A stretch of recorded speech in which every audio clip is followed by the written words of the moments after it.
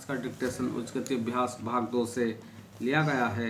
Dictation का time शुरू होता है अब। अध्यक्ष महोदय, कुछ लोगों का विचार है कि हमारी अपनी भाषा ही ऐसी भाषा हो सकती है जो केवल शिक्षालयों के लिए ही नहीं बल्कि प्रत्येक व्यक्ति के लिए शिक्षा का माध्यम बन सकती है, और जब तक उसको माध्यम बनाने की ओर ध्यान नहीं दिया जाएगा तब तक शिक्षा इन्हें गिने लोगों की ही वस्तु रहेगी और जनसमूह के जीवन तक नहीं पहुंच सकती। दूसरी विचारधारा यह है कि आज के विज्ञान युग में हम इस देश को यूरोपीय विचारधारा से अलग नहीं रख सकते और न इसका अलग रहना वांछनीय है, और इसलिए कम से कम उच्च शिक्षा अंग्रेजी के माध्यम द्वारा ही दी जानी चाहिए। यदि ऐसा नहीं किया जाएगा तो हम जीवन की दौड़ में और देशों की तुलना में पीछे रह जाएंगे और प्रगति नहीं कर सकेंगे। यह बात केवल शिक्षा के माध्यम के संबंध में ही नहीं बल्कि विचार करके देखा जाए तो बहुत गहरी है और सारी पद्धति के संबंध में है। इससे स्पष्ट हो जाता है कि देश में शिक्षा प्राप्त करने की इच्छा बहुत अधिक है, जो अब शहरों तक ही सीमित न रहकर ग्रामीण जनता में भी दिख रही है।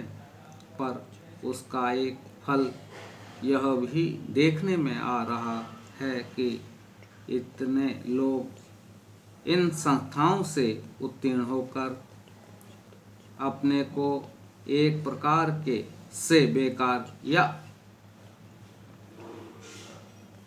पा रहे हैं। सरकारी नौकरियां अथवा दूसरे प्रकार के काम जो शिक्षित वर्ग को मिल सकते हैं सीमित हैं, और जितने लोग उत्तीर्ण होते हैं उनमें से थोड़े ही लोग उनमें लग सकते हैं या उनमें लगने की योग्यता रखते हैं। अधिकांश विद्यार्थियों अब वह काम नहीं कर सकते जो उनके पिता और दूसरे पूर्वज लोग क्या करते थे। अंग्रेजी शिक्षा के फलस्वरूप उस काम के प्रति उनकी भावना में परिवर्तन आ गया। परिणाम हुआ कि बेकारी बढ़ी और उसके फलस्वरूप जीवन के प्रति असंतोष और उपेक्षा की भावना को बल मिला। यह इस देश के लिए बहुत भयंकर चीज है।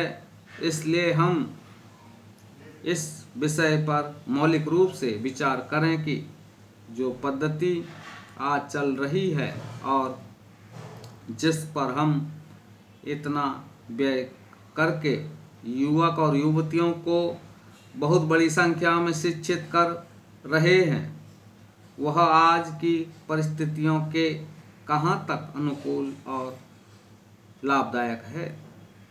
महात्मा गांधी ने इस आने वाली परिस्थिति का अनुमान लगाकर यह निश्चय कर लिया था कि यदि इस देश में अमीर और गरीब प्रत्येक भारतवासी के लिए शिक्षा आवश्यक है तो वह इस पद्धति से नहीं दी जा सकती, क्योंकि इसमें व्यय इतना है कि यह देश उस भार को नहीं उठा सकेगा।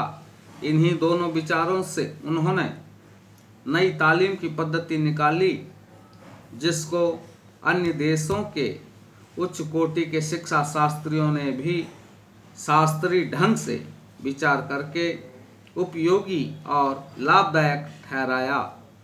महात्मा जी के विचार से जहाँ तक मैं समझ सकता हूँ, इस पद्धति में अपने दो मौलिक तथ्य थे। एक तो इसमें शिक्षा केवल पुस्तकों के माध्यम के द्वारा ही दी जाए।